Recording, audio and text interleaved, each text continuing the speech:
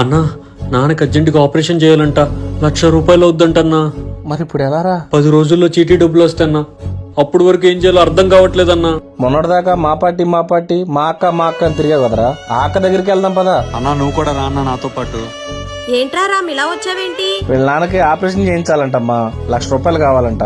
ఆ డబ్బులు కూడా 10 రోజులు ఇచ్చేస్తానంటున్నాడు. ఇచ్చేస్తారు బానే ఉంది, నా దగ్గర డబ్బులు ఎక్కడున్నాయి? అదేంటక్క అలా అంటావు? చేసే పని కూడా 2 నెలలు వదిలేసి మీ జెండా పట్టుకునే కదా తిరిగాం మేము. అరే మీరు మాట్లాడుతుంటే నాకు పిచ్చి కోపం వస్తుంది.